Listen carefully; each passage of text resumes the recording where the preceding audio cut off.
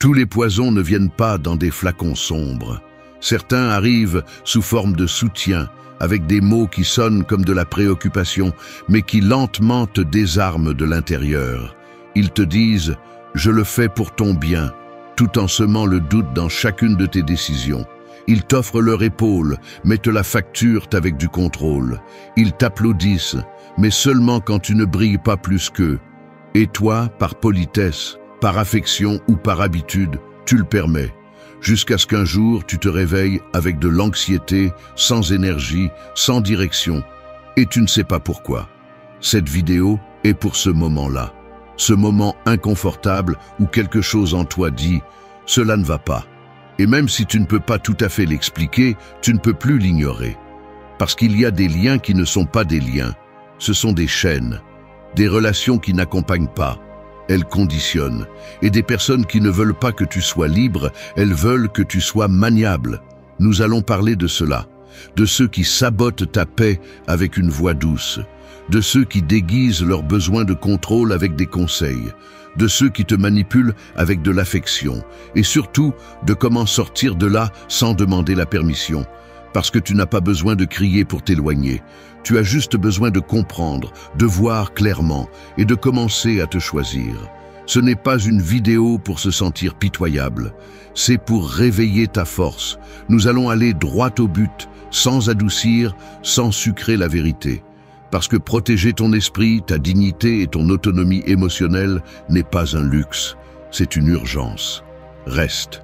Ici commence ton retrait silencieux, mais définitif. 1. Si cela te laisse en ruine à l'intérieur, ce n'est pas de l'amour, c'est un avertissement. Une plante ne se flétrit pas d'un coup.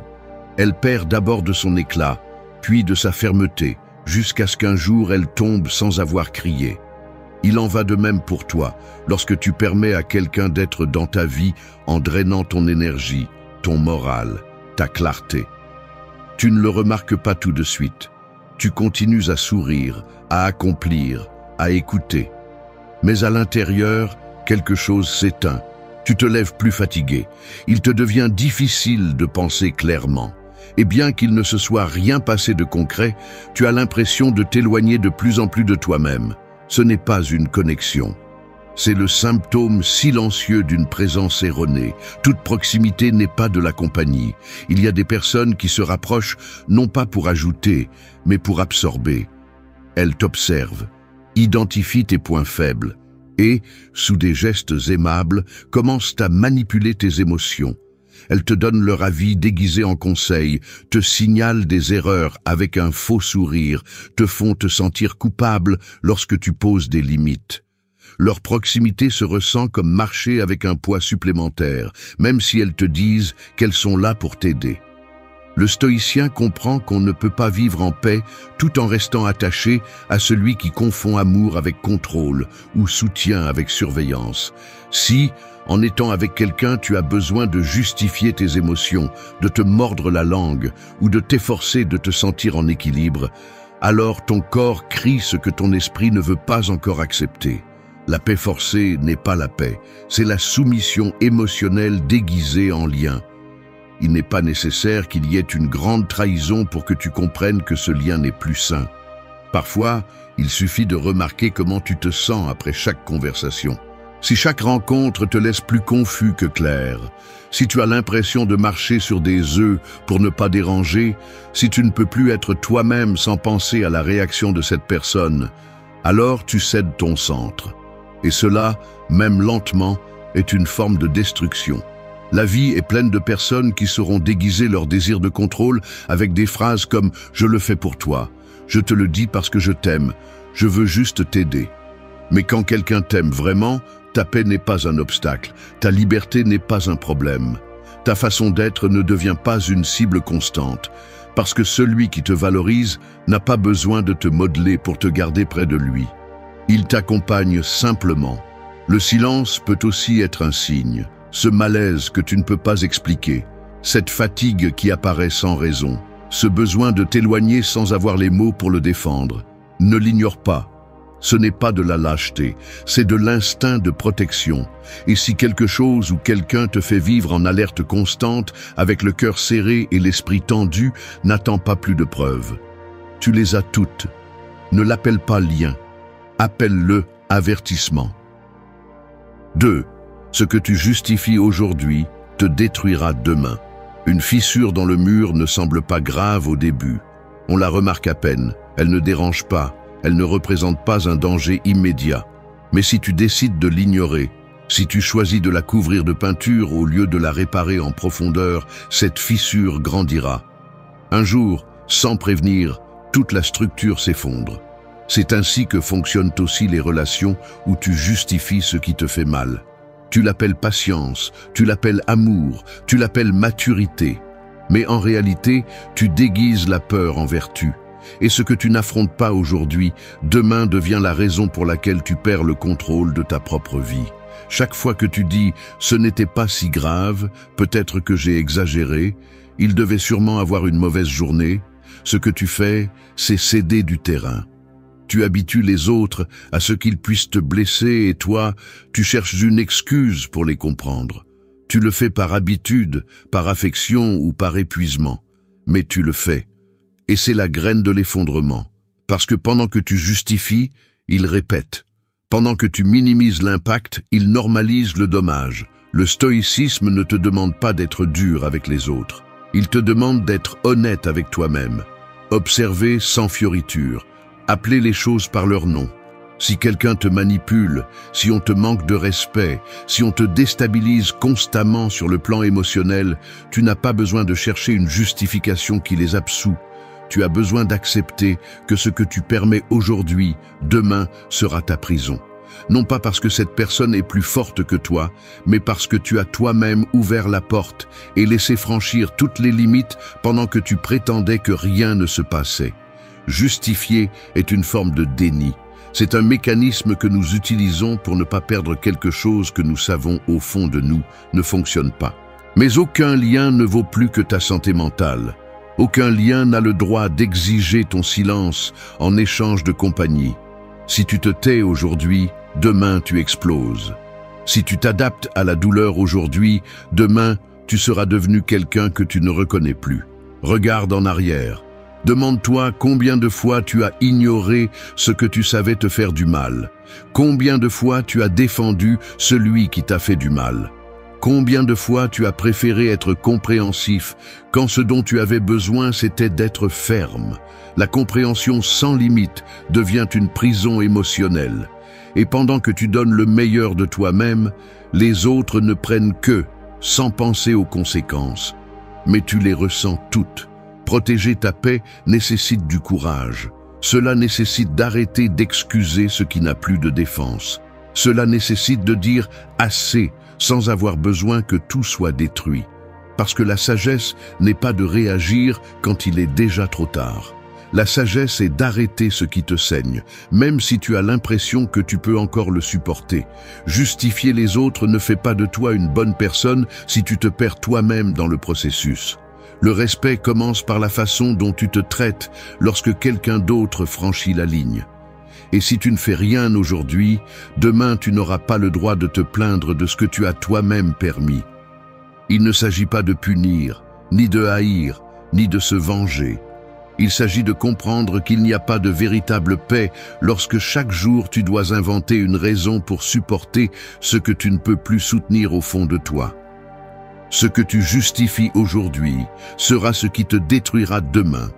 Et quand ce demain arrivera, seul toi sauras combien valait la paix que tu as décidé de ne pas protéger à temps. 3. Ne dévoile pas ton âme à celui qui ne sait pas la soutenir. L'âme est comme une maison sans portes automatiques. Tout le monde ne devrait pas pouvoir entrer simplement en touchant. Mais si tu laisses les fenêtres ouvertes par peur de paraître froid, si tu invites n'importe qui dans le salon principal simplement parce qu'il sourit, ne sois pas surpris de trouver tes émotions en désordre, tes pensées confuses et ton estime de soi piétinée par ceux qui n'ont jamais eu l'intention de prendre soin de cet espace. Il y a ceux qui entrent juste pour fouiner, juger ou voler, Et si tu ne sais pas qui tu laisses entrer, un jour, tu te retrouveras à ramasser les morceaux de toi que quelqu'un d'autre a piétinés sans remords. Il ne s'agit pas de te fermer au monde, il s'agit de comprendre que ton monde intérieur est sacré. Ce n'est pas un lieu touristique pour celui qui prétend avoir de bonnes intentions. Tout le monde qui écoute ne mérite pas tes vérités.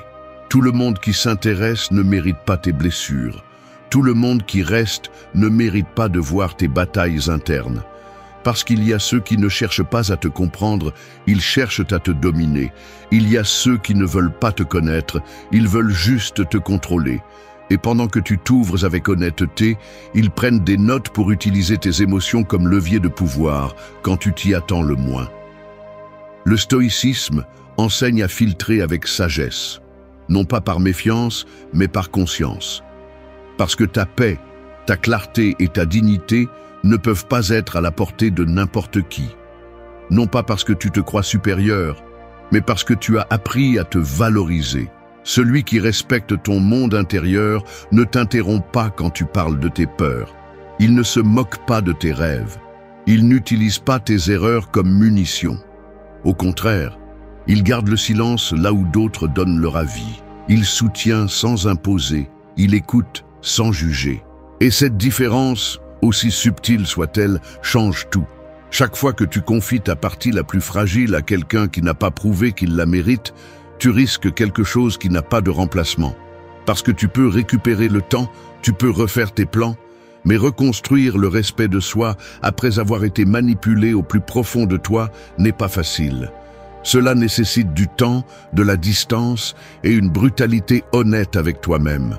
Cela nécessite d'accepter que tous ceux qui ont dit « tu peux me faire confiance » n'étaient pas prêts à te soutenir.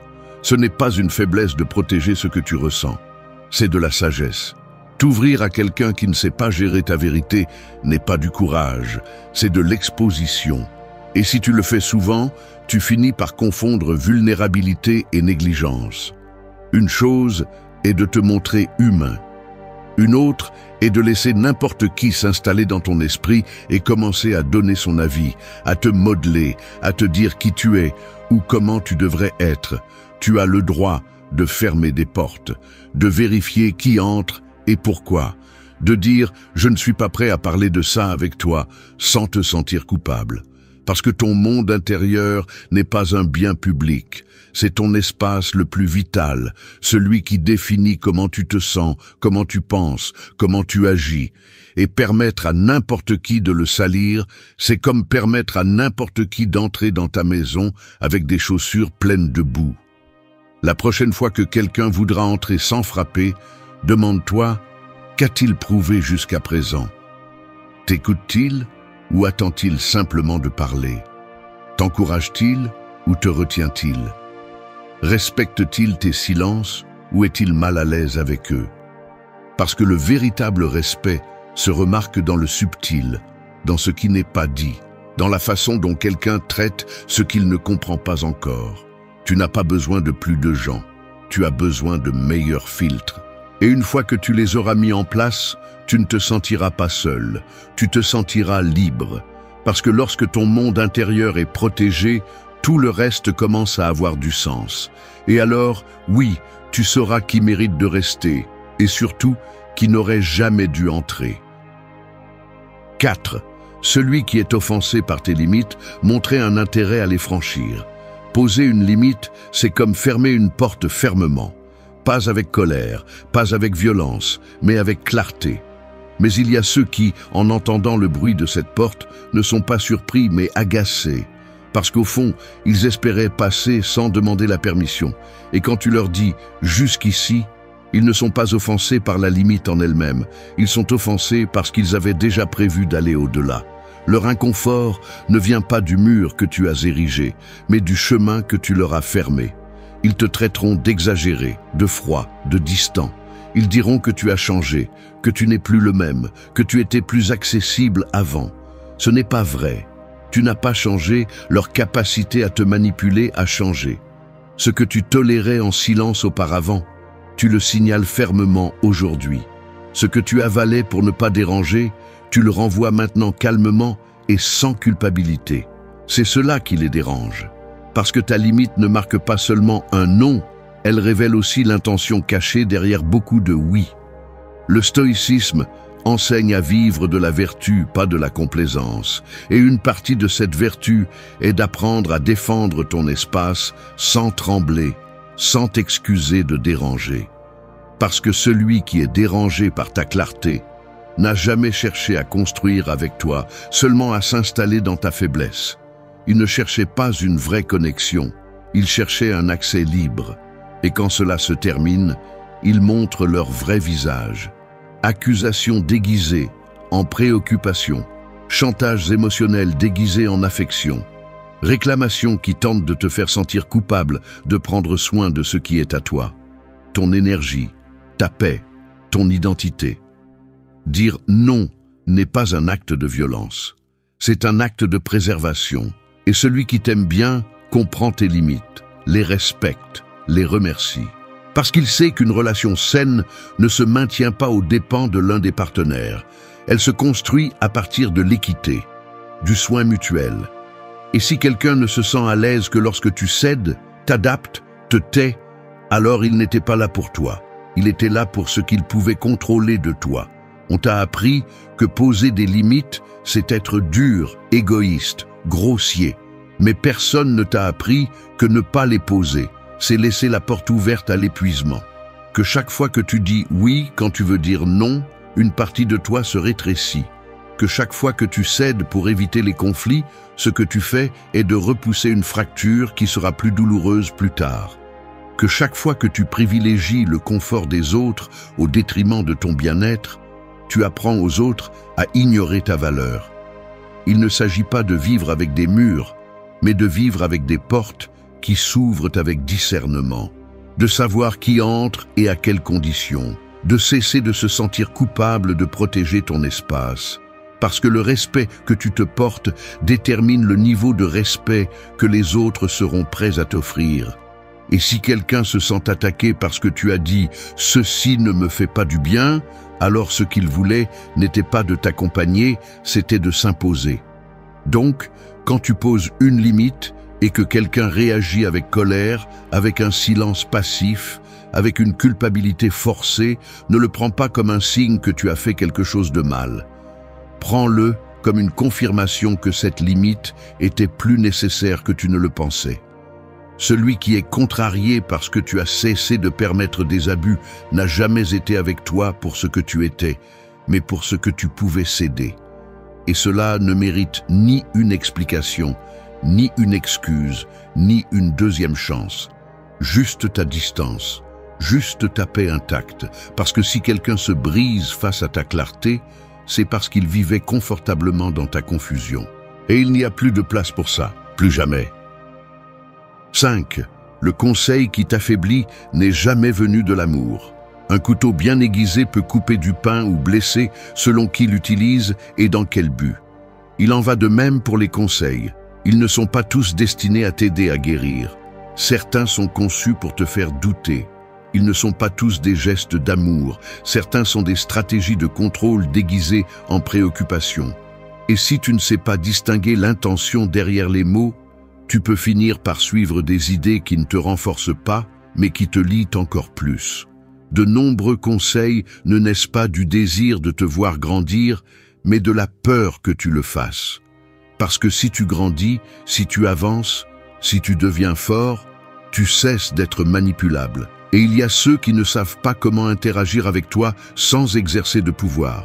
C'est pourquoi, chaque fois que tu fais un pas vers ton autonomie, ils apparaissent avec des avertissements déguisés en guide. Ils te disent d'aller doucement, de ne pas te précipiter, de bien réfléchir, de ne pas t'éloigner de ceux qui veulent seulement le meilleur pour toi. Mais si tu regardes de près, ce qu'ils disent vraiment, c'est « Reste là où je peux te contrôler ». Le stoïcisme ne rejette pas les conseils, mais il enseigne à les filtrer avec raison. Avant d'accepter une opinion comme si elle était une loi, demande-toi « Qui me le dit ?» Que fait cette personne de sa propre vie? Parle-t-elle de l'expérience ou de la peur? Veut-elle que j'avance ou que je reste à un endroit qui lui est confortable? Il ne s'agit pas de rejeter tout ce que tu entends, mais de discerner. Parce que même les mots qui semblent sages peuvent être contaminés par l'insécurité, l'envie ou le besoin de te garder prêt. Souvent, celui qui te conseille est le même qui ne supporte pas que tu prennes des décisions sans le consulter, celui qui a besoin d'être validé par ta dépendance, celui qui est mal à l'aise quand tu prends de la force, quand tu n'as plus besoin de son approbation pour avancer. Et c'est là que le déguisement tombe. Parce que le conseil qui aide ne s'impose pas, il s'offre. Il ne te minimise pas, il t'empower. Il ne te fait pas sentir maladroit, il te rappelle ta valeur. L'autre, le conseil qui cherche à contrôler, te laisse douter de toi, te fait te sentir coupable de vouloir plus, te convainc que rêver est dangereux et que le mieux est de rester où tu es. Il faut être ferme pour dire merci, mais non. Pour ne pas laisser chaque phrase déguisée en sagesse s'installer dans ton esprit comme un ordre. Tu n'as pas besoin de justifier ton chemin face à celui qui n'a jamais marché à tes côtés en silence. Tu n'as pas besoin de recevoir des conseils de celui qui n'apparaît que lorsque tu vas dans la direction opposée à son confort. Tout le monde qui te parle calmement n'a pas de bonnes intentions. Certains ont appris à sonner convaincant, pas à être honnête. Et si tu es une personne qui a tendance à plaire, qui doute d'elle-même, qui craint de décevoir, tu es une proie facile pour ce type de manipulateur émotionnel, parce qu'ils savent qu'il suffit de paraître sage pour que tu les crois. C'est pourquoi le stoïcien cultive son propre jugement, non pas pour devenir arrogant, mais pour ne pas tomber dans des pièges déguisés en aide. Rappelle-toi ceci, le vrai conseil n'interfère pas avec ta liberté, il la renforce. Le faux conseil, en revanche, te lie avec des mots doux. Et si tu n'ouvres pas les yeux à temps, tu finiras par vivre une vie dictée par les attentes des autres. Écoute, observe, remercie si c'est authentique, mais ne suis pas les instructions qui éteignent ton feu. Parce que si quelqu'un veut te guider, il le fera en marchant avec toi, pas en t'emmenant là où lui seul se sent en sécurité. Tout conseil ne vient pas de l'amour. Certains viennent de la peur que tu deviennes tout ce que tu pourrais être sans eux. 6. Si quelqu'un se réjouit de ton chaos, il n'est pas de ton côté. Une blessure ouverte ne guérit pas toujours avec des bandages. Parfois, elle attire seulement ceux qui veulent regarder de près comment tu saignes. Ceux qui restent dans tes moments de faiblesse ne sont pas tous là pour t'aider à guérir. Certains restent parce que ton chaos les fait se sentir plus stables, plus forts, plus nécessaires. Ils se nourrissent de ta confusion, de ta dépendance, de ta douleur. Et pendant que tu crois qu'ils te soutiennent, ils profitent du contrôle qu'ils ont sur toi quand tu es brisé. Ces personnes ne cherchent pas ta destruction immédiate, cela serait trop évident. Ce qu'ils veulent, c'est te maintenir juste au milieu. Assez mal pour que tu continues à avoir besoin de leur présence, mais pas assez mal pour que tu t'éloignes définitivement. Ils deviennent les témoins de tes crises, mais ne font rien pour empêcher qu'elles se répètent. Ils t'écoutent, te conseillent, te consolent, et ensuite répètent le même schéma qui te ramène à la douleur. Parce que tant que tu dépends d'eux pour te reconstruire, ils continueront à se sentir indispensables. Le stoïcien n'évite pas la douleur, mais il ne la transforme pas non plus en un outil de manipulation étrangère. Il apprend à distinguer qui est à ses côtés par affection sincère et qui reste parce qu'il se sent à l'aise en le voyant chanceler. Celui qui t'aime vraiment ne se réjouit pas de ta chute. Il te pousse, même si cela signifie qu'un jour tu n'auras plus besoin de lui. Parce que le vrai lien ne naît pas du déséquilibre, il naît de la liberté. Et si quelqu'un a besoin de te voir mal pour se sentir bien, ce n'est plus un allié, c'est une menace subtile. Regarde attentivement ceux qui t'entourent dans tes moments les plus vulnérables. Observe leurs paroles, mais aussi leur silence. T'encourage-t-il à te relever ou à dépendre? Célèbre-t-il tes progrès ou les ignore-t-il? Se montre-t-il disponible quand il te voit fort ou n'apparaissent-ils que lorsque tu es faible? Parce que si quelqu'un ne se sent proche de toi que lorsque tu es brisé, il ne t'accompagne pas par amour, mais par commodité émotionnelle. Il y a des gens qui ne savent pas t'aimer si tu n'es pas blessé. Parce que dans ta douleur, tu ne remets rien en question. Dans ton chaos, tu ne poses pas de limites. Dans ta confusion, tu n'exiges rien. Et cela leur donne du pouvoir. Mais une fois que tu guéris, que tu penses clairement, que tu retrouves ta force, ils perdent leur place. Ils se sentent déplacés, non pas parce que tu les rejettes, mais parce que tu n'as plus besoin d'eux comme avant. Et cela, pour certains, est impardonnable. C'est pourquoi le silence émotionnel n'est pas seulement une stratégie, c'est une forme de protection. Lorsque tu choisis de ne pas exposer chacune de tes blessures, lorsque tu arrêtes d'expliquer ce qui te fait mal, lorsque tu décides de vivre ton processus en paix sans le transformer en spectacle, tu commences à voir qui reste et qui s'éloigne. Et ceux qui s'éloignent n'étaient pas à toi, ils étaient du drame, de l'instabilité, de cette version de toi que tu ne veux plus être. Tout accompagnement n'est pas un soutien, tout réconfort n'est pas sincère. Et tout celui qui dit « je suis là pour toi » ne l'est pas pour les bonnes raisons. Il faut avoir le courage de guérir, même si cela signifie perdre ceux qui ne savaient être là que lorsque tu allais mal. Parce que ton évolution va déranger beaucoup de gens, surtout ceux qui étaient à l'aise en te voyant te briser. Et lorsque tu commences à remarquer qui disparaît lorsque tu retrouves ta voix, ton jugement et ta force, n'essaie pas de les retenir. Laisse-les partir sans explication, parce que si quelqu'un se réjouit de ton chaos, il n'a jamais été de ton côté.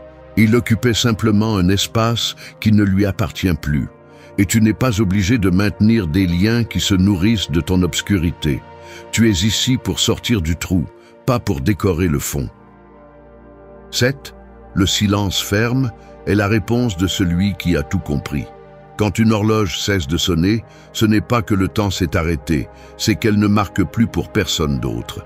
C'est ce qui arrive à ceux qui apprennent à garder le silence, non pas par manque de mots, mais parce qu'ils ont compris que continuer à parler serait comme remonter un mécanisme cassé. Tout ne mérite pas une explication, tout n'a pas besoin d'une conclusion parlée. Parfois, le silence est la déclaration la plus ferme, la plus claire et la plus percutante que vous pouvez offrir. Et non, il ne s'agit pas de se réprimer. Il s'agit de comprendre qu'il y a des batailles qui ne nécessitent pas des cris, mais de l'absence, qu'il y a des moments où parler est céder du terrain, répéter un cycle, nourrir une manipulation déguisée en dialogue. Il y a des personnes qui n'écoutent pas pour vous comprendre, elles attendent juste pour contre-attaquer. Vous leur donnez une raison et ils la tordent. Vous leur donnez une émotion et ils l'utilisent contre vous. Vous leur donnez accès et ils transforment votre vulnérabilité en argument. Le silence est la manière la plus élégante de dire « je ne joue plus ». Le stoïcien ne répond pas par impulsion, il répond quand il y a un but. Et quand ce but disparaît, la nécessité de discuter disparaît aussi. Parce que si quelqu'un a déjà franchi vos limites, a déjà ignoré vos paroles, a déjà répété le même comportement toxique, pourquoi continuer à expliquer ce qui a déjà été démontré par les faits? Parler à quelqu'un qui ne veut pas comprendre n'est pas de la communication, c'est de l'épuisement. Et c'est là que le silence devient liberté. Ce silence n'est pas passif, il n'est pas indifférent, il est stratégique. C'est la barrière qui protège votre esprit d'une nouvelle invasion. C'est la conclusion définitive qui n'a pas besoin de drame, de discours, de larmes. Et ça fait mal, bien sûr que ça fait mal, mais ça guérit aussi. Parce que lorsque vous décidez d'arrêter de justifier votre décision, lorsque vous arrêtez de donner des explications à ceux qui ne les méritent pas, lorsque vous partez simplement, quelque chose en vous se recompose.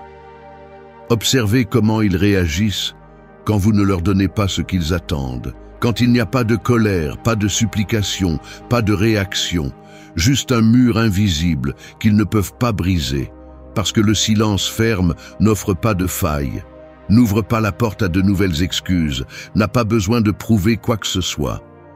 C'est une certitude qui dérange ceux qui étaient habitués à votre chaos. C'est l'écho de votre nouvelle clarté.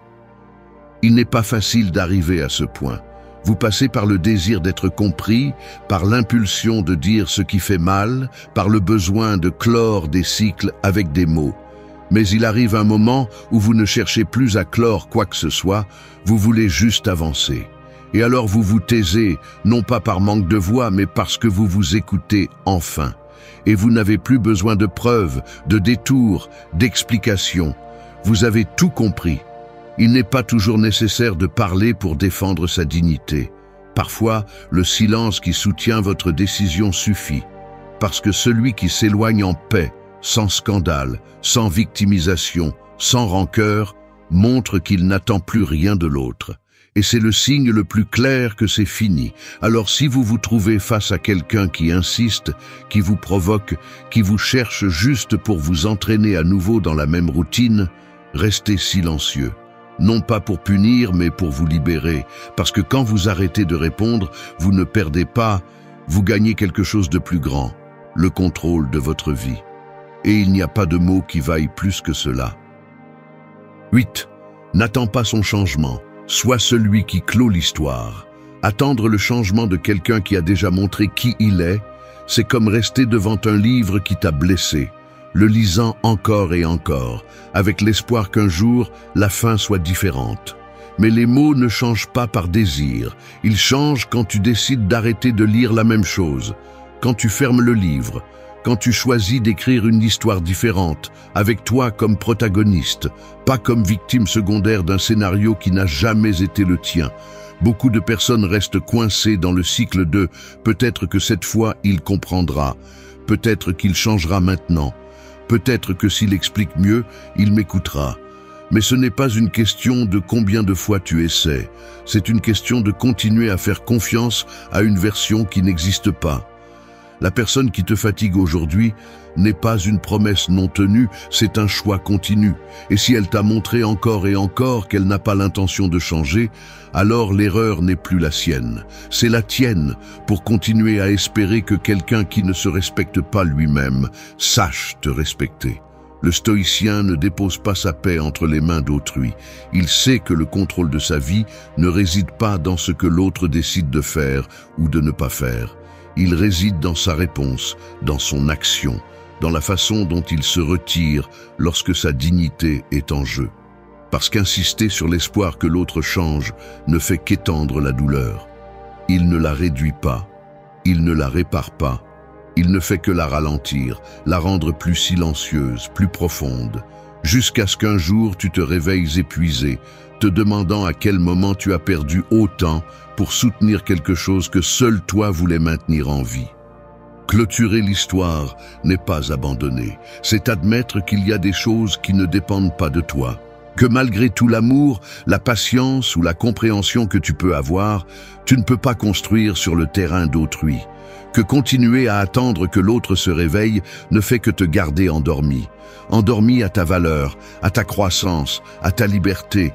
Tu n'as pas besoin de sa transformation pour avancer, tu n'as pas besoin de ses excuses, ni de sa rédemption, ni d'une dernière conversation. Ce dont tu as besoin, c'est du courage. Le courage d'accepter qu'il ne va pas changer, que ce changement que tu attends n'est pas le sien, c'est le tien, que la transformation ne commence pas quand l'autre réagit, mais quand tu décides de sortir de l'histoire qui t'éteint. Et oui, au début, ça fera mal. Parce que fermer des cycles sans la fin que tu espérais est comme renoncer à un rêve. Mais ce qui t'attend après est bien plus qu'un rêve. C'est la réalité, c'est le présent, c'est la paix. C'est une vie où tu reprends le crayon, où tu écris ce qui vient, où tu n'es plus coincé dans les poses de quelqu'un d'autre. Alors, n'attends plus de signes, de revirements inattendus, de miracles émotionnels. Le miracle, c'est toi, en train de te réveiller, fermant la porte fermement, arrêtant de justifier, te choisissant. Parce que si tu ne clôtures pas l'histoire, quelqu'un d'autre l'utilisera pour continuer à entrer quand il le souhaite, bougeant tes émotions, prenant ton énergie et réécrivant des chapitres que tu aurais dû terminer depuis longtemps. N'attends pas son changement, change-toi. Ne t'arrête pas sur ce qui n'a pas été. Remercie ce que tu as appris et clôture.